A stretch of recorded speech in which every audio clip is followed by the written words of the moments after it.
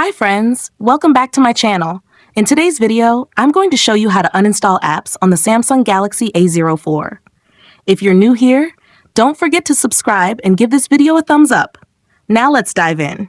Step 1. First, unlock your phone and open the Settings application.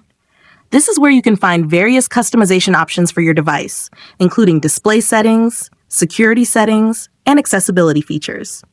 Step now, locate the search icon in the top right corner and tap on it. The search feature makes it much easier to find specific options without having to scroll through multiple menus manually. Step 3. In the search bar, type Apps and wait for the results to appear. This will display the relevant options for adjusting your default app settings. Step 4. After performing the search, find Apps and tap on it. Once inside, tap on it again to open the full list of installed applications. Step 5.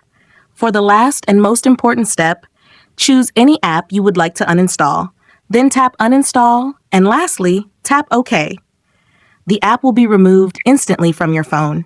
If you found this tutorial helpful, don't forget to give it a thumbs up and subscribe to my channel for more great tips.